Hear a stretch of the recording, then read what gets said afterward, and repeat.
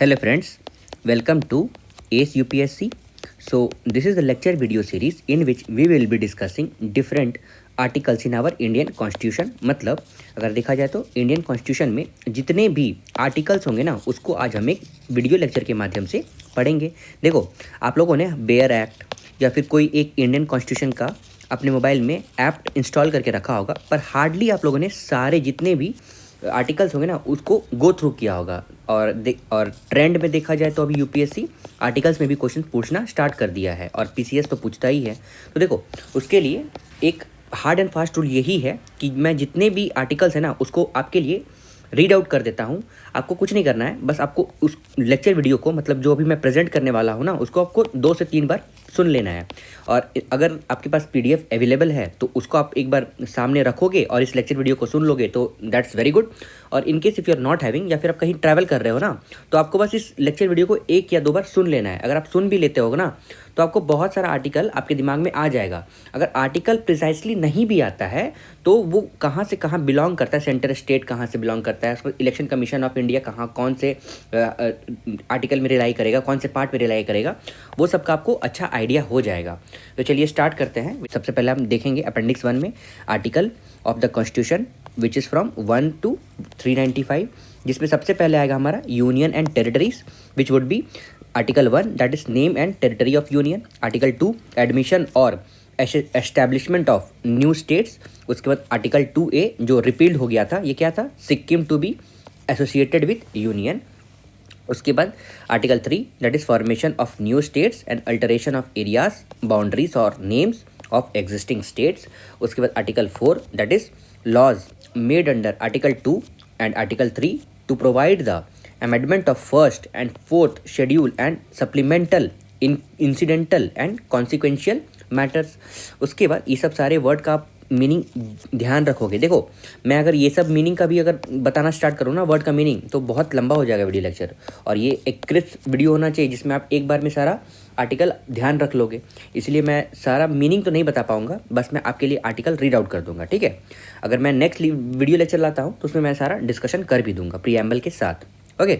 उसके बाद next part है हमारा सिटीजनशिप, जिसमें आर्टिकल 5 ये कहता है citizenship at the commencement of constitution. उसके बाद article 6 right to citizenship of certain persons who have migrated to India from Pakistan. फिर article 7 right of citizenship of certain migrants to Pakistan. उसके बाद article 8 right of citizenship of certain person of Indian origin residing outside India। फिर article 9 person voluntarily acquiring citizenship of foreign state not to be citizen।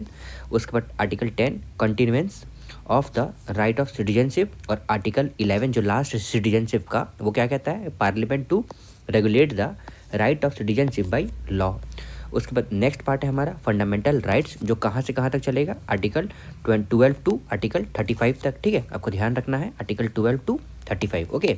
उसके बाद चलिए एक एक करके देखते हैं क्या लिखा है। तो सबसे पहले आर्टिकल 12 में आएगा डिफिनेशन ऑफ स्टेट्स। उसके बाद लॉस इनकंसिस्टेंट विथ और in derogations of the fundamental rights. उसके बाद article 14 equality before law. Article 15 prohibition of discrimination on the ground of religion, race, caste, sex और प्लेसेस ऑफ बर्थ। फिर article 16 equality of opportunity in matters of public employment. फिर article 17 abortion of untouchability. फिर article 18 abolition of titles. Article 19 protection of certain rights regarding freedom of speech etcetera. फिर article 20 protection in respect of conviction of offence. Article 21 protection of life and personal liberty, that is article 21A right to elementary education. उसके बाद article 22 protection against arrest and detention in certain cases. उसके बाद article 23 prohibition of traffic in human beings and forced labours. उसके बाद article 24 prohibition of employment of children in factories etcetera. उसके बाद article 25 freedom of conscience and free professions practice and propagation of religion, ठीक है। उसके बाद article 26 ये freedom to manage religious affairs. Article 27 freedom to payment of taxes for promotions of any particular religion, ठीक है। आपको ध्यान रखना है रिलीजन के प्रमोशन के लिए यहाँ पे है, और freedom of manage any religious affair के लिए, ठीक है। उसके बाद article 28 freedom as to attendance at religious instructions or religious worships in certain educational institution. और article 29 protection of interest of minorities, article 30 right of minorities to establish and administer educational institution, फिर article 31 compulsory acquisition of properties जो कि repeal कर दिया गया था। आपको ध्यान रखना है एक्विजिशन ऑफ प्रॉपर्टीज जो आर्टिकल 31 था वो रिपील कर दिया गया था। एक और मैंने आपको बताया था आर्टिकल 2 का ए, ठीक है, देखो यहाँ पे अगर आप बोलोगे तो 2A जो कि Sikkim to associated with union ये रिपील कर दिया गया था, ठीक है। तो नेक्स्ट हम चलते हैं तो आर्टिकल 31A ये क्या है, saving of loss providing for acquisition of state etcetera, ठीक है। देखो आर्टिकल 31 जब ये रिपील किया गया था ना तो इसके सब पार्ट्स आ गए थे, क्लॉज आ गए थे, ठीक है। तो आर्टिकल 31B क्या पूछता है, validation of certain acts and regulation, फिर article 31C saving of laws giving effect to certain directive principle, फिर आर्टिकल 32A ये क्या कहता है, ये देखो आर्टिकल 31C जो है ना वो क्या कह रहा है, सर्टेन टू डायरेक्टिव प्रिंसिपल, ये inter relation between fundamental rights and DPSP यहाँ पे ही शो कर रहा है, ठीक है। उसके बाद आर्टिकल 32A ये क्या कहता है, constitutional validity of states laws not to be considered in proceeding under article 32, ये क्या हो गया था, ये रिपील हो गया था। उसके बाद आर्टिकल 33 ये क्या कहता है, तो provision of parliament to modify the fundamental rights in their application to force etc. फिर आर्टिकल 34 ये restrictions on fundamental rights while martial law is in force in any area। उसके बाद आर्टिकल 35 ये क्या कहता है, legislation to give effect to some of the provisions of fundamental rights। उसके बाद नेक्स्ट हम देखते हैं हमारा डायरेक्टिव प्रिंसिपल। तो डायरेक्टिव प्रिंसिपल मेनली कहाँ से स्टार्ट होगा, आर्टिकल 36 से। ये क्या करेगा, ये डिफिनेशन ऑफ स्टेट्स बताता है। फिर article 37 application of the directive principle. उसके बाद आर्टिकल 38 ये क्या कहता है, state to secure a social order for the promotion of welfare of people. फिर आर्टिकल 39 ये क्या कहता है, certain principle of policies to be followed by state. फिर आर्टिकल 39A ये क्या कहता है, equal justice and free legal aid. फिर आर्टिकल 40 ये ऑर्गेनाइजेशंस ऑफ विलेज पंचायत। फिर आर्टिकल 41 ये right to work, right to education and public assistance in certain cases. फिर 42 ये क्या कहता है, provision for just and human condition of work and maternity relief. उसके बाद आर्टिकल 43 ये लिविंग वेज के लिए है एक्सेट्रा फॉर द वर्कर्स। फिर आर्टिकल 43A ये क्या है, participation of worker in management of industries. Article 43B ये promotions of cooperative societies. Article 44 uniform civil code for the citizen. Article 45 provision for children early childhood care and education to children below age of 6 year. ये कब है, 6 year वाला provision जो है ना याद रखो आप, 14 ईयर्स वाला प्रोविजन यहाँ पे नहीं है, ठीक है। 6 ईयर वाला प्रोविजन आर्टिकल 45 में है। फिर 46 में promotions of education and economic interest of schedule caste, schedule tribe and other weaker section. फिर article 47 duty of states to raise the level of nutrition and standard of living and to improve public health. फिर article 48 ये organisation of agriculture and animal husbandry. फिर article 48A ये क्या लिखता है, ये protections and improvement of environment and safeguarding of forest and wild life. फिर article 49 ये क्या कहता है, protection of monuments and places and objects of national importance. फिर आर्टिकल 50 ये क्या कहता है, separation of judiciary from the executive. ये ध्यान रखना है, 50 नंबर जो आर्टिकल है वो क्या कहता है, separation of judiciary from the executive. फिर article 51 promotion of international peace and security. उसके बाद नेक्स्ट है हमारा फंडामेंटल ड्यूटीज़। तो ये कहाँ है, 51A का फंडामेंटल ड्यूटीज़। देखो ड्यूटीज़ तो मैंने सारा यहाँ पे रीड आउट नहीं कर रहा हूँ आपके लिए, मैं चाहता हूँ यहाँ पे लिख देता लेकिन it would take much more longer time, so आप एक बार फिर से उसको रीड आउट कर लोगे, ठीक है। अब नेक्स्ट हमारा है प्रेसिडेंट्स एंड वाइस प्रेसिडेंट। तो सबसे पहले ये कहाँ से स्टार्ट होगा, आर्टिकल 52 से स्टार्ट होने वाला है और ये 73 तक चलेगा। तो सबसे पहले अगर प्रेसिडेंट एंड वाइस प्रेसिडेंट में देखेंगे तो ये 52 से स्टार्ट होता है और ये 73 में एंड हो जाता है, ठीक है, आपको ध्यान देना है। सबसे पहले 52 वाला तो प्रेसिडेंट ऑफ इंडिया। फिर 53 एग्जीक्यूटिव पावर ऑफ यूनियन। उसे 54 इलेक्शन ऑफ प्रेसिडेंट के बारे में बताता है। 55 manner of election of president.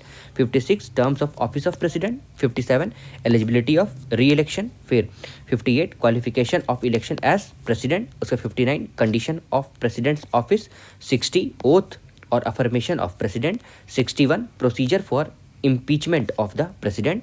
62 time of holding election to fill vacancy in the president and term of office of president election casual vacancy, मतलब person elected to fill the casual vacancy। उसके बाद 63 the vice president of India.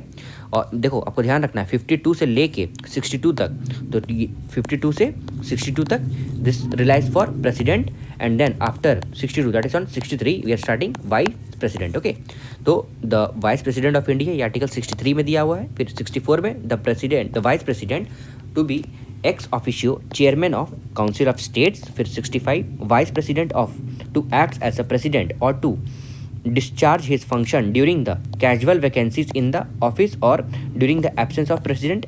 उसके बाद article 66 elections of vice president. फिर article 67 terms of office of vice president. Article 68 term of holding election to fill vacancy in the office of vice president and term of office of person elected to fill the casual vacancy. उसके बाद article 69 ये क्या कहता है, oath और affirmation of vice president. और article 70 discharge of president function in order in other constituencies in other contingencies. उसके बाद 72 क्या कहता है, power of president to grant pardon etcetera and to suspend remit और commute sentence in certain cases. फिर article 73 extent of executive power of the union. अब चलिए हम आगे बढ़ते हैं जो कि 73 के बाद रहेगा, तो मैं आपको पहले ही बताऊँगा 52 से लेके 73 तक क्या था हमारा प्रेसिडेंट। फिर आफ्टर 73 दैट इज 74 के बाद क्या स्टार्ट होता है, 74 से union ministry and attorney general. ये कहाँ तक चलेगा हमारा, टोटल आर्टिकल 78 तक। तो चलिए स्टार्ट करते हैं। Union ministers and attorney general 74 council of minister to aid and advise president. 75 other provisions as to minister. 76 attorney general for India, ये ध्यान रखना आपको, अटॉर्नी जनरल और एक होता है हमारा स्टेट के लिए एडवोकेट जनरल, है ना। तो 76 attorney general. 77 conduct of business of government of India. 78 duties of prime ministers as respect to the furnishing of information of the president etcetera. उसके बाद नेक्स्ट हमारा पार्लियामेंट, ठीक है। तो पार्लियामेंट देखो कहाँ से स्टार्ट होगा, आर्टिकल 79 से स्टार्ट होते हुए ये टोटल 123 आर्टिकल नंबर 123 तक चलेगा, ठीक है। तो यहाँ पे 79 टू 123 ये क्या है हमारा, ये है पार्लियामेंट। ओके, उसके बाद चलिए स्टार्ट करते हैं। यहाँ पे सबसे पहले 79 पे तो कॉन्स्टिट्यूशन ऑफ द पार्लियामेंट। फिर 80 में composition of council of minister. उसके बाद काउंसिल ऑफ स्टेट्स उसके बाद 81 में composition of house of people. 82 में readjustment after the each census. उसके बाद 83 duration of house of parliament. 84 qualification of membership of parliament. फिर 85 में sessions of parliament that is prorogations and dissolution. ध्यान रखना आपको, प्रोरोगेशन और डिसोल्यूशन, बहुत सेशन तो आप लोगों ने बहुत सारा पढ़ा होगा, लेकिन 85 में सिर्फ प्रोरोगेशन एंड डिसोल्यूशन दी हुई है। उसके बाद 86 में rights of president to address and send message to house. फिर 87 में special address by the president. उसके बाद 88 में rights of ministers and attorney generals as respect houses, मतलब जो भी rights and ministers and attorney general का है वो कहाँ पे दिया हुआ है, 88 में। फिर 89 में क्या है, the chairman and the deputy chairman of council of states. फिर आर्टिकल 90 में vacation and resignation of and removal from the office of deputy chairman. उसके बाद आर्टिकल 91 में power of deputy chairman or other person to perform the duties of office or to act as a chairman। फिर article 92 में the chairman or the deputy chairman not to preside while a resolution for his removal for office is under consideration। फिर article 95 में power of the deputy speaker or other person to perform the duties of the office or to act as a speaker. उसके बाद article 96 में the speaker of the deputy speaker, मतलब the speaker और deputy speaker not to preside while a resolution of his removal from the office is under consideration. मान लो देखो यहाँ पे 95 में क्या दिया है, पावर ऑफ डिप्यूटी स्पीकर और other speaker to form duties, मतलब ड्यूटीज़ के बारे में दिया गया है। और 96 में क्या दिया गया है, वो अपना ड्यूटी परफॉर्म नहीं करेंगे। कब नहीं परफॉर्म करेंगे, जब उनका रिमूवल का रिजोल्यूशन चलेगा इन द हाउस, ठीक है। उसके बाद 97 में क्या है, salaries and allowances of chairman and deputy chairman and speaker and deputy speaker. उसके बाद आर्टिकल 98 में सेक्रेटरीट ऑफ पार्लियामेंट। आर्टिकल 99 में ओथ और अफर्मेशन बाय द मेंबर्स। फिर आर्टिकल 100 में voting in house, power of the house to act as notwithstanding vacancies and quorums. फिर article 101 में vacation of seats. फिर article 102 में disqualification of membership. उसके बाद आर्टिकल 103 में तो ये क्या है, तो decisions on questions as to disqualification of members. फिर आर्टिकल 104 में penalties for the sitting and voting before making oath और अफर्मेशन अंडर आर्टिकल 99 और व्हेन नॉट क्वालिफाइड और फॉर डिसक्वालिफाइड, ठीक है। देखो अगर आर्टिकल 99 देखते हैं तो ये क्या कहता है, तो oath and affirmation by the member, ठीक है। और इन केस अगर आप ओथ एंड मेंबर अफर्मेशन नहीं लेते हो ना, तो पर डे फिर आपका चार्जेस कटना स्टार्ट होगा if you are sitting on the house. वो कहाँ दिया गया है? वो आर्टिकल 104 में दिया गया, ठीक है। फिर आर्टिकल 105 में क्या है? तो power, privileges etcetera of the house of the parliament and the members and committees thereof. उसके बाद आर्टिकल 106 में क्या है? Salaries and allowances of members. उसके बाद आर्टिकल 107 में provisions as to introductions and passing of bills. उसके बाद आर्टिकल 108 में joint sitting of the both houses in certain cases. फिर आर्टिकल 109 में special procedures in respect to of money bill. फिर article 110 में डिफिनेशंस ऑफ मनी बिल दिया हुआ है। आपको ध्यान रखना है, पिछले बार यूपीएससी 2024 में यही क्वेश्चन था ना, 109 में मनी बिल का जिक्र है कि नहीं है, और देखो यहाँ पे है। तो special procedure in respect of money bill, और वहीं पे आर्टिकल 110 में क्या है? Definition of money bill. तो इसी तरह हो सकता है कंफ्यूज कर दे, इसीलिए मैं कह रहा हूँ सिर्फ अब 2 बार भी अगर इसको सुनते हो तो it will really help you out, not in UPSC, your state PCS also. So let's move on. तो 111 में क्या है? एसेंट्स ऑफ बिल, मतलब एसेंट टू बिल। उसके बाद 112 में एनुअल फाइनेंशियल स्टेटमेंट, जो कि बजट के बारे में बता रहा है। कौन सा? आर्टिकल 112। उसके बाद 113 that is 113 procedure in the parliament with the respect to estimates. उसके बाद article 114 appropriation bill. Article 115 supplementary, additional और एक्सेस ग्रांट। फिर article 116 vote on account, vote of credit and exceptional grants. उसके बाद article 120 language to be use in the parliament. Article 121 में restrictions on discussion in parliament. उसके बाद article 122 में courts not to inquire into the proceedings of the parliament. उसके बाद article 123 power of president to promulgate ordinance और during recess of parliament. ये आपको ध्यान रखना होगा। 123 ये किसके लिए? ऑर्डिनेंस मेकिंग पावर है, ठीक है। किसके लिए? तो प्रेसिडेंट के लिए। उसके बाद नेक्स्ट हम चले जाते हैं जुडिशियरी में। तो ये कहाँ से स्टार्ट होगा जुडिशियरी हमारा? 124 आर्टिकल नंबर से, जो कि सबसे पहले है सुप्रीम कोर्ट। तो सुप्रीम कोर्ट का starting article that is establishment and constitutions of supreme court, जो कि आर्टिकल 124 है। उसके बाद आर्टिकल 124 का ए, ये क्या कहता है? National judicial appointment commission that is एनजैक, ठीक है। उसके बाद 124 बी, ये फंक्शंस ऑफ कमीशन। फिर 124 C power of parliament to make laws. उसको आर्टिकल 125 ये क्या कहता है? ये सैलरीज एक्सेट्रा ऑफ द जज। Article 126 appointment of acting chief justice. उसमें आर्टिकल 127 अपॉइंटमेंट ऑफ एडहॉक जज। आर्टिकल 128 अटेंडेंस ऑफ रिटायर्ड जज at sitting of the Supreme Court. Article 129 Supreme Court to be a court of record. Article 130 seat of Supreme Court. Article 131 original jurisdictions of Supreme Court. Article 131 A ये क्या कहता है? ये exclusive jurisdiction देता है किसको? Supreme Court को in regard with the question as the constitutional validity of certain laws that is repealed, ठीक है। ये रिपील हो गया है। आर्टिकल 131 A ये रिपील कर दिया गया था, ठीक है। अभी तक हम लोग कितना रिपील पढ़ा? एक आर्टिकल 2 पढ़ा था, फिर यहाँ पे आर्टिकल 31 ए भी पढ़ा है, बीच में भी हम लोगों ने एक पढ़ा था, ठीक है। आर्टिकल 31 ए शायद रिपील हो गया था, ठीक है। उसके बाद आर्टिकल 132 ये क्या कहता है? तो appellate jurisdictions of supreme court in appeals for the high court in certain cases. फिर article 133 appellate jurisdictions of supreme court in appeals for high court in regard of civil court. उसके बाद article 134 ये क्या कहता है? Appellate jurisdictions of supreme court in regards to criminal matter. फिर article 134 A ये क्या कहता है? Certificate for appeals to the supreme court. फिर आर्टिकल 135 ये क्या कहता है? Jurisdictions and power of the federal court under existing law to be exercisable by supreme court. फिर आर्टिकल 136 ये special leave to appeal by supreme court. फिर article 139 ये conferment of Supreme Court of power to issue certain writs.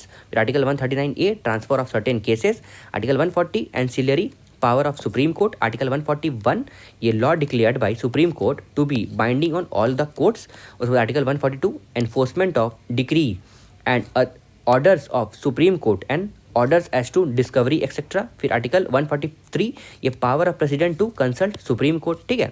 उसके बाद article 144 ये क्या कहता है? तो civil and judicial authorities to act in aid of supreme court. फिर article 144 A special provision as to disposal of question relating to constitutional validity of laws, जो कि रिपील कर दिया गया है। 144 ए ये भी रिपील कर दिया गया है, ठीक है। मैं एक जगह आपके लिए लिख दूंगा कौन सा आर्टिकल रिपील कर दिया गया है, कौन सा अभी चल रहा है, ठीक है। फिर आर्टिकल 145 ये रूल्स ऑफ कोर्ट एक्सेट्रा। उसके बाद 146 officers and servants and the expenses of supreme court, ये कहाँ है? आर्टिकल 146 में है इसका एक्सपेंसेस। फिर आर्टिकल 147 ये क्या है? ये इंटरप्रिटेशन, मतलब एनी रूल्स और लॉ को क्या इंटरप्रेट करता है, वो कहाँ दिया गया है? आर्टिकल 147 में। अब सबसे इंपॉर्टेंट आता है हमारा जुडिशरी खत्म होने के बाद कैग, ठीक है, ये कहाँ से स्टार्ट होता है, आर्टिकल 148 से हमारा कैग स्टार्ट हो जा रहा है। तो सबसे पहले आर्टिकल 148 ये क्या कहता है, controller and auditor general of India. फिर आर्टिकल 149 ये duties and powers of controller and auditor general. फिर article 150 forum of accounts of union and of state. ध्यान रखना है, यहीं से क्वेश्चन पूछता है, या सिर्फ क्या ये सिर्फ यूनियन को देखता है, जी नहीं, ये स्टेट्स को भी देखता है। ये कहाँ दिया गया, आर्टिकल 150 में। ओके, उसके बाद आर्टिकल 151 ये ऑडिट रिपोर्ट प्रिपेयर करता है। उसके बाद नेक्स्ट हमारा है गवर्नर। द गवर्नर कहाँ से स्टार्ट होगा, आर्टिकल 152। देखो हम लोगों ने उतना देर यूनियन डिसाइड किया, अब हम स्टेट्स में आ गए हैं। तो 152 से हमारा गवर्नर स्टार्ट होता है, तो डिफिनेशन ऑफ स्टेट्स है। उसके बाद आर्टिकल 153 गवर्नर ऑफ स्टेट्स है। फिर executive power of states article 154। उसके बाद 155 में अपॉइंटमेंट ऑफ गवर्नर। फिर 156 में terms of office of governor. 157 में qualification of for the appointment as governor. 158 में क्वालिफिकेशन ऑफ गवर्नर्स ऑफिस। फिर 159 में ओथ और अफर्मेशन बाय द गवर्नर। 162 में extent of executive power of the states. उसके बाद नेक्स्ट हमारा state minister and advocate general. तो सबसे पहले इसमें आएगा 163 that is council of minister to aid and advise governor. ये हमारा 163 से क्या स्टार्ट हो रहा है, state minister and advocate general, मतलब स्टेट मिनिस्टर स्टार्ट हो जा रहा है। तो उसके बाद 164 में क्या है, other provision as to minister. फिर 165 में advocate general for the state, ये 165 में है। अभी हम लोग कुछ देर पहले अटॉर्नी जनरल पढ़ा था, ठीक है। उसके 166 में क्या है, तो conduct of businesses of the government of states. और 167 में duties of chief minister as respect for the furnishing of information to governor etcetera. चलो एक बार ऊपर चले जाके देखते हैं, यहाँ पे अगर हम देखेंगे तो 148 में तो कंट्रोलर एंड ऑडिटर जनरल हमारा आता है। 139 में ट्रांसफर ऑफ सर्टेन केसेस। उसके बाद देखो अगर हम स्टार्ट करते हैं ना यहाँ से पार्लियामेंट से, ये कॉन्स्टिट्यूशन ऑफ पार्लियामेंट, सबसे पहले पार्लियामेंट स्टार्ट हो जाएगा हमारा यहाँ पे। उसके बाद डिसीजंस, पावर्स, सैलरीज, प्रोविजंस, ठीक है, वैकेशंस। देखो यहाँ पे जैसे राइट्स एंड क्या है यहाँ पे 88 में rights of ministers and attorney general aspect of houses, ये कहाँ दिया हुआ है 88 में। उसके बाद अटॉर्नी जनरल हमारा अगर 88 में दिया है और एडवोकेट जनरल हमारा कहाँ दिया हुआ था 100, देखो गवर्नर्स। उसके बाद स्टेट्स एंड एडवोकेट जनरल हमारा दिया है 165 में, तो 88 एंड 165 आपको ध्यान रखोगे, ठीक है। उसके बाद नेक्स्ट हम चलते हैं conduct of business of government of states that is article 166। 167 में duties of chief minister as respect the furnishing of information to governor etcetera. उसके बाद नेक्स्ट हम देखते हैं हमारा स्टेट लेजिस्लेचर। तो लेजिस्लेचर में सबसे पहले आर्टिकल 168 आएगा that is constitution of state legislature in the state. ये कहाँ स्टार्ट होता है 168 से। उसके 169 में अबॉलिशन और creation of legislative council in the state. फिर आर्टिकल 170 में compositions ऑफ लेजिस्लेटिव असेंबली। 171 में compositions of the legislative council. 172 में ड्यूरेशंस ऑफ स्टेट लेजिस्लेचर। 173 में qualification for the membership of the state legislature. 174 में sessions of the state legislature, prorogations and dissolutions. फिर 175 में right of governor to address and send message to the house of houses. उसके बाद 176 में special address by the governor. फिर 177 में right of minister and advocate general as respect to the house. फिर 178 में the speaker and deputy speaker of the legislative assembly. उस 179 में vacations and resignation of and removal for the power of speaker and deputy speaker. फिर article 180 में power of the deputy speaker और other persons to perform the duties of the house और to act as a speaker. फिर 182 में chairperson and deputy chairperson of the legislative council. फिर article 183 में vacation and resignation of the and removal of the from the office of chairman and deputy chairman, ये कहाँ दिया गया article 183 में। फिर 184 में पावर ऑफ डेप्यूटी चेयरमैन और other person to perform the duties of office of और to act as a chairman. फिर आर्टिकल 185 में क्या दिया गया है, द चेयरपर्सन मतलब द चेयरमैन और the deputy chairman not to preside while a resolution of his removal from the office is under consideration. ये किससे आप रिलेट कर सकते हो, आप स्पीकर से रिलेट कर सकते हो, ठीक है। और ये 185 आपका किसके लिए दिया गया है, ये 185 आपका दिया गया है मेनली चेयरमैन और deputy chairman of the house, ठीक है, स्टेट लेजिस्लेचर। आर्टिकल 186 ये salaries and allowances of speaker and deputy speaker and chairman and deputy chairman. फिर article 182 187 secretariat of the state legislature. Article 188 oath और affirmation by the members. Article 189 voting in the house, power of the house. To acts notwithstanding vacancies and quorums. उसके बाद article 190 ये क्या कहता है, तो vacations of the seat. उसके बाद आर्टिकल 191 ये disqualification for membership. Article 192 decisions on questions as to disqualifications of the members. फिर article 193 penalties for sitting and voting before making oath affirmation under article 188 और when not qualified when disqualified.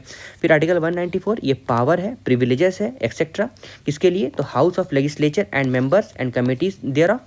Article 195 salaries and allowances of members. फिर 196 provisions as to introductions and passing of bills. फिर 197 में restrictions on powers of legislative council as to bills other than money bill. उसके बाद article 198 में special procedures in respect to money bill, ये कहाँ दिया गया है, आर्टिकल 198 में। और 199 में क्या दिया गया है, डिफिनेशन ऑफ मनी बिल। आपको ध्यान रखना है जो भी बिल है ना उसके एक, जैसे कि मान लो 110 के बारे में बता रहा था तो मनी बिल के बारे में दिया गया है। और वहीं 109 किस चीज़ के लिए था, special provision for bill, money bill, okay. और वहाँ पे 199 में हमारा क्या है, मनी बिल है। और यहाँ पे 198 में क्या है, special provision with respect to money bill. उसके बाद 200 में एसेंट टू बिल्स था और वहाँ भी 111 में क्या था, 111 में एसेंट टू बिल्स। उसके बाद आर्टिकल 201 तो bills reserve for the consideration of the president. Article 202 annual financial statement. Article 206 vote on account, vote of credit and exceptional grants. उसके बाद article 207 special provision as to finance bill. फिर article 208 rules of the procedure. Article 209 regulations by the law of procedure in the legislature of the state in relation to financial business. उसके बाद language to be used in the legislature, ये article 210 में दिया गया है। फिर article 211 में restrictions on the discussions of the legislature. Article 212 में courts not to inquire into the proceedings of the legislature. Article 213 power of the governor to promulgate ordinance during the recess of legislature. 213 में ordinance making power of governor दिया हुआ है। आप मेरे को बताओ, देखो मैं यहाँ पे आपके लिए लिख दे रहा हूँ, कौन सा ऐसा आर्टिकल है जो प्रेसिडेंट का ऑर्डिनेंस मेकिंग पावर को डिफाइन करता है, ठीक है। उसके बाद नेक्स्ट हमारा है हाई कोर्ट। तो हाई कोर्ट के लिए सबसे पहले हम आएगा 214 that is high court for the states. फिर 215 high court to be the court of record. 216 constitution of the high court. फिर 217 appointment and condition of the office of a judge of high court. Article 218 applications of certain provisions relating to Supreme Court to high court. Article 219 oath or affirmation by the judge of high court. Article 220 restriction on practices after being a permanent judge. Article 212 salaries etc of the judge. Article 222 transfer of the judge from one high court to another. ये आपको ध्यान रखना होगा, transfer of जज from one high court to other high court. क्यों ध्यान रखना होगा ना, क्योंकि देखो अभी कुछ जस्टिस वर्मा थे ना हमारे, जिनके घर में आग लगा था और कुछ नोट की गड्डियाँ मिली थी लगभग 1500 करोड़, तो उनको क्या किया गया, इलाहाबाद कोर्ट में उन्हें ट्रांसफ़र कर दिया गया, यूपी में मेनली ट्रांसफ़र कर दिया गया। तो ये किससे रिलेटेड है, आर्टिकल 222 से। उसके बाद article 223 appointment of acting chief justice. Article 224 appointment of additional and acting जजेस। फिर article 224A appointment of retired जजेस as sitting of the high court. ये भी आपको ध्यान रखना है किसके तहत होता है, आर्टिकल 224A। फिर article 25 jurisdictions of existing high court. फिर आर्टिकल 226 ये power of high court to issue certain writs. फिर article 226A constitution validity of certain laws not to be considered in the proceedings under article 226 जो कि repeal कर दिया गया, ठीक है। आर्टिकल 226A क्यों रिपील किया गया होगा, तो कॉन्स्टिट्यूशन वैलिडिटी है किसी लॉ का, not to be considered as proceeding under article 226A। उसके बाद आर्टिकल 227 ये power of super incidence over all the court by high court. उसके बाद article 228 transfer of certain cases to high court under article 228A special provisions as to disposal of questions relating to constitutional validity of the state law, that is ये repealed कर दिया गया था। उसके बाद article 229 ये क्या कहता है, officers and servants and the expenses of high court. उसके बाद article 230 extensions of jurisdictions of high court to union territory. Article 231 establishment of common high court over 2 और मोर स्टेट्स। ये आपको ध्यान रखना है किसके तहत होता है, आर्टिकल 231 के तहत होता है, मतलब 2 स्टेट का एक हाई कोर्ट। उसके टोटल कितने हैं हाई कोर्ट जो which are ruling for 2 states, अब बता सकते हो मेरे को। उसके बाद हमारा नेक्स्ट आर्टिकल 232 जो कि इंटरप्रिटेशन जो कि रिपील्ड कर दिया गया था। उसके बाद नेक्स्ट हमारा सबऑर्डिनेट कोर्ट। जो स्टार्ट होता है आर्टिकल 233 से, तो ये अपॉइंटमेंट ऑफ जजेस, डिस्ट्रिक्ट जज, दैट इज आर्टिकल 233। फिर article 233A validations of appointment of the judgement etcetera, मतलब उनकी जजमेंट का क्या वैलिडिटी है, डिलीवर्ड बाय सर्टेन डिस्ट्रिक्ट जज। उसके बाद आर्टिकल 234 क्या कहता है, रिक्वायरमेंट ऑफ पर्सनस और अदर डिस्ट्रिक्ट जजेस टू द जुडिशियल सर्विसेज। फिर article 235 control over subordinate court, article 236 ये इंटरप्रिटेशंस, और article 237 applications of the provisions of chapter to certain classes और classes of magistrate। उसके बाद नेक्स्ट हमारा states in part B of the first schedule, that is ये repeal कर दिया गया था, दैट इज आर्टिकल 238। ये क्या कहता है, application for the of the provision of particle of part 6 to the state in part B of the first schedule, ये रिपील कर दिया गया था। उसके बाद नेक्स्ट हमारा आता है यूनियन टेरिटरीज। ये कहाँ से स्टार्ट होता है, आर्टिकल 239 से। ये क्या कहता है, तो एडमिनिस्ट्रेशन ऑफ यूनियन टेरिटरी। फिर article 239A creations of local legislature और काउंसिल ऑफ मिनिस्टर और both for certain union territories. फिर आर्टिकल 239AA ये क्या कहता है, special provision with respect to Delhi. फिर आर्टिकल 239AB ये provisions in case of failure of constitutional machinery. फिर article 239B power of administrator to promulgate ordinance during the recess of legislature. उसके बाद नेक्स्ट है हमारा पंचायत, जो कहता है 243 डिफिनेशंस ऑफ पंचायत। फिर 243A ग्राम सभा। फिर 243B constitution of panchayat. 243C composition of panchayat. 243D जो है ना वो रिजर्वेशन ऑफ सीट्स के बारे में बताता है। 243E जो ड्यूरेशंस ऑफ पंचायत। उसके बाद 243F डिस्क्वालिफिकेशन फॉर मेंबरशिप। और 243G जो है वो powers, authorities and responsibilities of panchayat बताता है। 243H ये powers to impose taxes by funds of the panchayat. फिर 243I constitutions of finance commission to review financial positions. फिर आर्टिकल 243J ये audit of accounts of panchayat. 243K elections to the panchayat. और 248L ये applications to union territory. 243M parts not to apply to certain areas. और 243N continuations of, मतलब continuance of the existing loss and panchayat. ये कौन बताता है, 243N। उसके बाद 243O ये क्या बताता है, bar to interference by court in electoral matter. उसके बाद नेक्स्ट हमारा है म्यूनसिपैलिटीज़। ये कहाँ से स्टार्ट होता है, आर्टिकल 243 से। 243P का 243P क्या कहता है, डिफिनेशंस के बारे में ऑफ म्यूनसिपैलिटीज़। उसके बाद 243Q ये constitutions of municipalities. 243R compositions of municipalities. और 243S ये constitutions and compositions of ward committees. फिर 243T reservation of seats. 243U durations of municipalities. 243V disqualification of the membership. 243W powers, authorities and responsibilities of municipalities etc. 243X power to impose taxes by and funds of the municipalities। उसके बाद 243Y finance commissions। 243Z audit of account of municipalities। और 243ZA ये क्या कहता है, elections to the municipalities।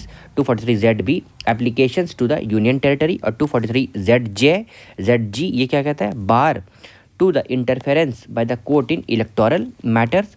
उसके बाद next है हमारा article that is cooperative societies. तो ये किससे डेल्ट करता है, 243ZH ये डिफिनेशन ऑफ कोऑपरेटिव सोसाइटीज़ बताता है। 243ZI incorporation of cooperative societies. और 243ZJ ये number and terms of members of boards and its office bearer. 243ZK ये elections of the members of board. 243ZL ये suspensions and suspensions of board and interim management. 243ZM ये audit of account of cooperative societies. 243ZN convening of the general body meeting.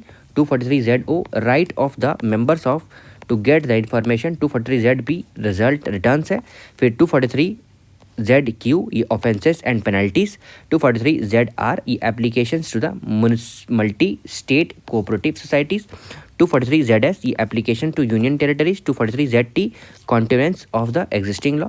उसके बाद social schedule and tribal area सबसे पहले आएगा 244 जो क्या कहता है, शेड्यूल एंड ट्राइबल एरियाज के बारे में, administration of schedule area and tribal area. 243A ये क्या कहता है, formation of autonomous state comprising certain tribal area in Assam and creation of local legislature or council of minister or both thereof। उसके बाद next है हमारा centre state relation. तो centre state relation में कौन सा आर्टिकल आएगा, तो आर्टिकल 245, ये इंपॉर्टेंट है, ठीक है ना। तो 245 में extent of loss made by parliament and bye the legislature of the state. फिर आर्टिकल 246 ये subject matter of the loss made by the parliament and by the legislature of the state. Article 248 residuary power of the legislation. Article 249 power of the parliament to legislate with the respect to matters of the state list and national interest. उसके बाद article 250 the power of the parliament to legislate with respect to any matters in state list if a proclamations of emergencies is in operation. फिर article 251 inconsistency between the laws made by the parliament under article 249 and 250 and laws made by the legislature of the state. फिर article 252 ये क्या कहता है, power of the parliament to legislate for 2 or more states by consent and adoption of such legislation by any other state. फिर article 253 ये legislation for giving effect to international agreement. फिर article 254 ये inconsistency है between the laws made by the parliament and laws made by the legislature of the state. फिर article 255 ये क्या कहता है, requirement as to recommendations and previous sections of to be regarded as matter of procedure only.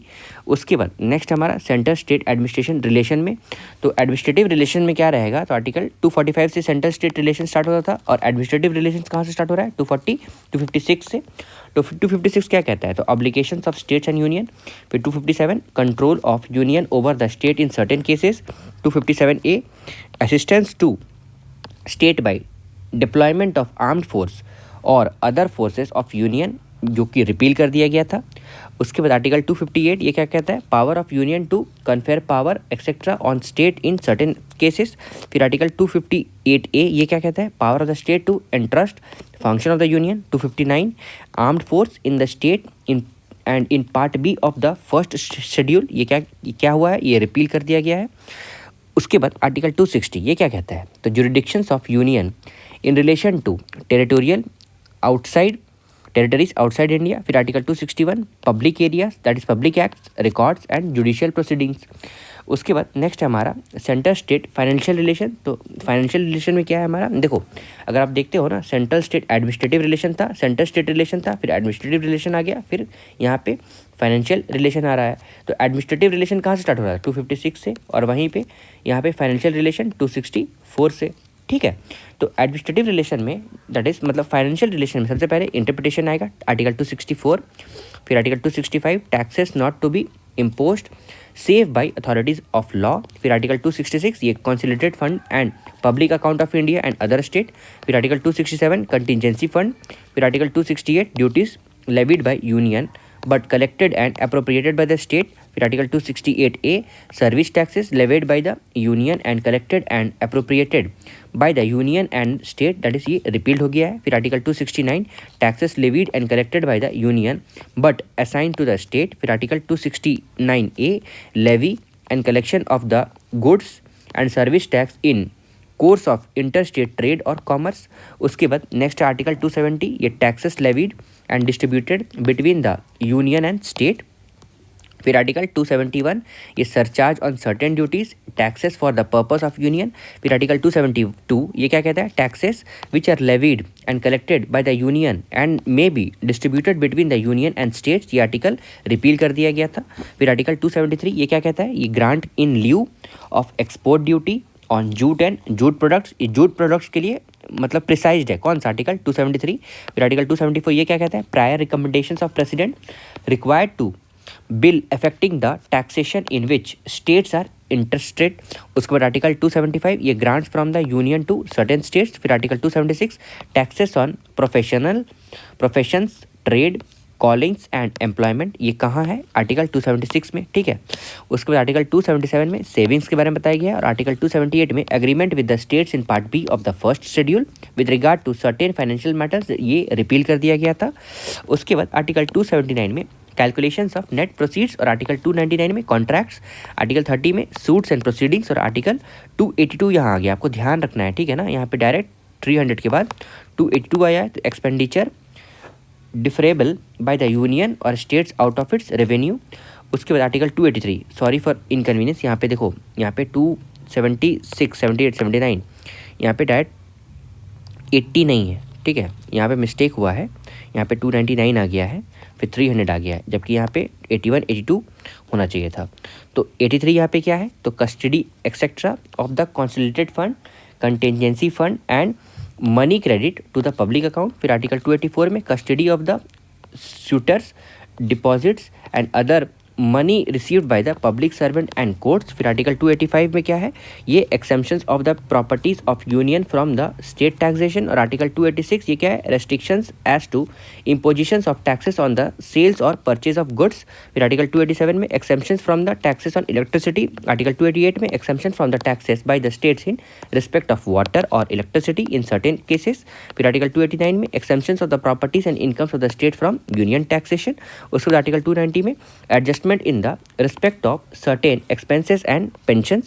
फिर article 290 में annual payment to certain वॉफ्रम्स वुम्स funds. उसके बाद आर्टिकल 291 में privy purse sums of rules जो कि रिपेल कर दिया गया है। फिर आर्टिकल 292 में borrowings by the government of the India और borrowings by the state article 293 में दिया गया है। उसमें राइट टू प्रॉपर्टी ये कहाँ है, 300A, ये पहले फंडामेंटल राइट्स पे था, ये हट के कहाँ आ गया है 300A में, तो persons not to be deprived of property save by authority of law, ठीक है। उसके बाद देखिए trade and commerce, that is article 301, ये क्या कहता है, तो freedom of trade, commerce and intercourse. उसके बाद article 302 power of the parliament to impose restrictions on the trade, फिर कॉमर्स एंड इंटरकोर्स। फिर article 303 restrictions on the legislative power of the union and other states of the states with regard to the trade and commerces। उसके बाद article 304 restrictions on the trade, commerce and intercourse among the states। Article 305 savings of existing law and laws providing for the state monopolies। उसके बाद article 302 power of certain states in part B of the first schedule to impose restrictions on trade and commerce, जो कि repeal कर दिया गया है। फिर article 307 ये क्या है, appointment of authorities for the carrying out the purposes of article 301 to 304। तो इसको कौन अभी शील्ड कर रहा है, तो appointment to the authority of carrying out the purposes of article 301, ये कौन कर रहा है, आर्टिकल 307। उसके बाद rights and liberties to the government, ये आर्टिकल 294 डिफाइन करता है, जो कि succession to properties, assets, rights, liabilities and obligations in certain cases. फिर आर्टिकल 295 ये succession to properties, assets, rights, liabilities and obligation in other cases, ठीक है। यहाँ पे सर्टेन केसेस है, किसी स्टेट्स में, मतलब किसी केसेस में 294 को और अदर्स केसेस में 295। फिर article 296 properties acquiring by the estates and lapses और बोना वैकेंशिया। उसके बाद article 297 things of values with territorial water और continental shelf resources of exclusive economic zone to western union, ये कहाँ दिया गया, आर्टिकल 297 में, मतलब कॉन्टिनेंटल शेल्फ स्लोप, उसके बाद टेरिटोरियल वाटर के बारे में तो 297 में दिया गया, ठीक है। उसके बाद आर्टिकल 298 ये power to carry on trade etcetera. उसके बाद नेक्स्ट हम देखते हैं पब्लिक सर्विसेज के बारे में, तो आर्टिकल 308 इसके बारे में बताता है, that is interpretations, requirements and conditions of services of the person serving the union और द स्टेट। फिर आर्टिकल 310 ये tenure of the office of the person serving the union और द स्टेट। फिर आर्टिकल 311 डिसमिशल, रिमूवल और reductions in the ranks of person employed in civil capacities and under the union और the state. फिर article 312 all Indian services के बारे में कहाँ बता रहा है, 312 में 312। उसके बाद 312A ये क्या कहता है, power of the parliament to vary और revoke conditions of service of officers of certain services, तो किसी सर्विसेज के पावर को रिवोक कर सकता है, ये कहाँ पे है 312 के A के अंतर्गत। और यहाँ किसकी पावर किसको दिया गया था, पावर ऑफ पार्लियामेंट को दिया गया, ठीक है। उसके बाद आर्टिकल 313 ये ट्रांजिशनल प्रोविजंस है और 314 provisions for protections of existing officers of certain services, ये रिपील कर दिया गया है। उसके बाद पब्लिक सर्विस कमीशन ये कहाँ है, आर्टिकल 315 में, तो public service commission for union and for the state. फिर आर्टिकल 316 में appointment and terms of office of the members. फिर आर्टिकल 317 में removal and suspension of the member of the public service commissions. उसके बाद article 318 में power to make regulations as to conditions of services of members and staffs of the commissions। उसके बाद article 319 prohibitions as to holding of office by members of the commissions on seizing to such members। फिर article 320 में functions of the public service commissions। फिर article 321 में power to extend functions of the public service commissions। और article 322 में expansions on मतलब expenses of public service commission, मतलब कितना खर्चा कर रहा है पब्लिक सर्विस कमीशन में। और आर्टिकल 323 में reports of public service commissions. Okay, उसके बाद नेक्स्ट है हमारा ट्रिब्यूनल्स। तो ट्रिब्यूनल्स आर्टिकल 323A और 323B डिफाइन करता है। तो 323A क्या करता है, एडमिनिस्ट्रेटिव ट्रिब्यूनल के बारे में, और 323B tribunals for other matters में।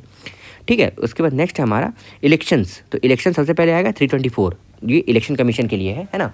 तो superintendence, directions and conditions of election to be vested in election commission, ये आर्टिकल 324 को डिफाइन करता है। फिर आर्टिकल 325 ये क्या कहता है, no person to be eligible for inclusion in or to claim to be included in special electoral roll on the ground of religion, race, caste or sex. फिर article 326 election to be the house of people and to legislative assembly of the state to be on the basis of adult suffrage. फिर article 324 power of the parliament to make provisions with respect to elections of legislature. फिर article 328 ये क्या कहता है, power of legislature of a state to make provisions with the respect to elections to such legislature. और article 329 ये क्या कहता है, bar to interference by the court in electoral matter, मतलब रोका जाता है। ठीक है, उसके बाद नेक्स्ट हमारा special provisions related to certain cases में। सबसे पहले अगर देखते हैं 330 में क्या कहता है, रिजर्वेशन ऑफ सीट्स है, किसके लिए, for schedule caste and schedule tribe, कहाँ पे, तो हाउस ऑफ पीपल में। उसके बाद 331 में तो representation of Anglo Indian community in the house of people. फिर 332 ये रिजर्वेशन ऑफ सीट, ये आप ध्यान रखोगे है ना, ऐसे एंग्लो इंडियन कम्युनिटी हटा दिया गया ना, इसीलिए 331 को आप ध्यान रखोगे। फिर 332 reservation of seats for the schedule caste and schedule tribe in legislative assembly of the state. फिर article 333 representation of Anglo Indian community in the legislative assembly of the state. फिर article 334 reservation of the seats and special representation of the cases after 70 years. फिर article 335 में claims of scheduled caste and scheduled tribe to service and posts. फिर article 336 में special provision for Anglo Indian community in certain services. फिर article 337 ये क्या कहता है, तो special provision with respect to educational grant for the benefit of Anglo Indian community. फिर article 338 national commission for schedule caste, और article 338A ये क्या कहता है, national tribe commission for schedule, और 338B national class commission for backward classes. ठीक है, schedule caste, backward caste. और 339 control of union over the administration of schedule areas and welfare of schedule tribes. Article 340 ये appointment of the commission to investigate in the condition of backward class. फिर article 341 ये schedule caste के लिए, 342 ये schedule tribe के लिए, और 342A जो है ना वो socially and educationally backward classes के लिए। ठीक है, ये न्यूली एडेड है ना, OBC नहीं, EBCs के लिए। ठीक है, यहाँ पे ध्यान रखोगे 342A है उनके लिए। उसके बाद ऑफिशियल लैंग्वेज में हम देखते हैं 343 that is official language of union. फिर 344 ये commissions and committees of parliament of the official language. 347 special provision, देखो यहाँ पे 344 के बाद डायरेक्ट 347 आ गया है।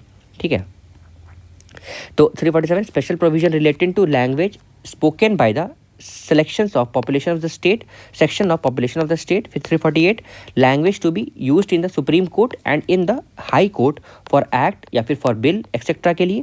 349 ये special procedure for the enactment of certain laws relating to language। 350 language to be used in the representation for redress of the grievances। 350A ये क्या कहता है, तो facilitates और facilities for the instruction in the mother tongue eight primary stage, ये कहाँ है, 350A में मदर टंग के लिए। 350B ये कहाँ है, special officer for linguistic minorities. और 351 ये किसके लिए, directive for the development of Hindi language. उसके बाद नेक्स्ट है हमारा इमरजेंसी प्रोविजंस। तो सबसे पहले आएगा 352 तो प्रोक्लेमेशंस ऑफ इमरजेंसी, ये नेशनल इमरजेंसी के लिए। 352 353 किसके लिए है, effect of the proclamation of emergency. उसके बाद 354 ये किसके लिए, applications of provisions relating to distributions of revenue while proclamation of emergency is in operation। तो 354 में पैसा का मतलब रेवेन्यू का डिस्ट्रीब्यूशन के बारे में बताया गया है। तो 355 किसके लिए, the duty of union to protect state against the external aggression and internal disturbance. 356 provisions in the case of failure of constitutional machinery in states, ये प्रेसिडेंट रूल्स के द्वारा ये 356 है। ठीक है, आप जानते होंगे 352 356 एंड 360 ये प्रेसिडेंशियल रूल, ये यहाँ पे इमरजेंसी, नेशनल इमरजेंसी और ये फाइनेंशियल इमरजेंसी। ठीक है, तो 356 किसके लिए, exercise of legislative power under proclamation issued under article 356, ये लेजिस्लेटिव पावर डिफाइन करता है आर्टिकल 357। उसके बाद article 358 suspension of provision of article 19 during emergency, ये कहाँ है, 358 में। देखो 19 का सीधा मतलब डबल क्या होता है, 38 है ना। तो आप इसको 8 से रिलेट करके रखोगे। 358 ये प्रोक्लेमेशन ऑफ आर्टिकल 19 को हटाया जाता है, सस्पेंड किया जाता है। उसके बाद 359 suspension of enforcement of fundamental rights during emergency. और 359A ये क्या कहता है, ये application of this part of the state Punjab जो कि रिपील कर दिया गया था। और आर्टिकल 360 ये क्या है, provisions as the financial emergency. उसके बाद नेक्स्ट हम देखते हैं मिसलेनियस प्रोविजन में सबसे पहले आर्टिकल 361 आएगा जो कि protection of president and governor and Rajpramukhs. उसके बाद article 362 rights and privileges of rulers of Indian state जो कि रिपील कर दिया गया था। फिर आर्टिकल 363 ये क्या कहता है, bar to interference by courts in the disputes arising out certain treaties agreements etcetera. उसके बाद आर्टिकल 363A ये recognition grants to ruler of Indian state to cease and privy purse to be abolished। फिर article 364 special provisions as to major ports and aerodromes. उसके बाद article 365 ये effects of failure to comply with or to give effect to the direction given by the union, ये president rule के द्वारा किया गया है। उसके बाद आर्टिकल 366 ये डिफिनेशन के बारे में बताता है। और आर्टिकल 367 ये इंटरप्रिटेशन के बारे में बताता है। किसके इंटरप्रिटेशन के लिए, मिसलेनियस प्रोविजन से बताया गया, ठीक है। उसके बाद यहाँ पे अमेंडमेंट्स ये वेरी इंपॉर्टेंट है, ठीक है। 368 स्पेशल मेजॉरिटी वाला है ना। तो 368 ये क्या बताता है, तो power of the parliament to amend constitution and procedure therefor, ठीक है। मतलब 50% and 2/3 majority of present and voting, ये आप ध्यान रखोगे, ये आपको याद भी होगा मुझे आई सपोज, ठीक है। उसके बाद temporary transition and special provision, तो इसमें कहाँ आएगा 369 में। तो ये क्या कहता है, temporary power to the parliament to make laws with respect to certain matter in the state list as if they were matter in concurrent list. तो पहले they were matters of concurrent list थे, तो ये special provision किसको मिल रहा है, central को। किसके लिए, तो स्टेट के लिए कुछ रूल्स एंड रेगुलेशन बनाने के लिए। उसके बाद आर्टिकल 370 ये क्या कहता है, temporary provisions with respect to state in Jammu and Kashmir. 371 ये क्या कहता है, special provision with respect to, ये देखो रिपील है ना, ध्यान रखोगे आप।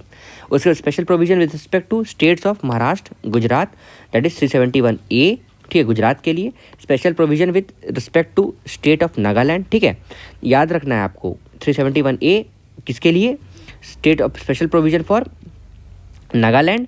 और 371 किसके लिए, ये गुजरात के लिए। 371B ये किसके लिए है, आसाम के लिए। 371C मणिपुर के लिए। 371D ये किसके लिए, आंध्र प्रदेश एंड तेलंगाना, ठीक है। आपको ध्यान रखना है, डी जो है ना वो बाइफरकेटेड है 2 में, जिसमें सबसे पहले आएगा हमारा आंध्र प्रदेश और दूसरा आएगा हमारा तेलंगाना।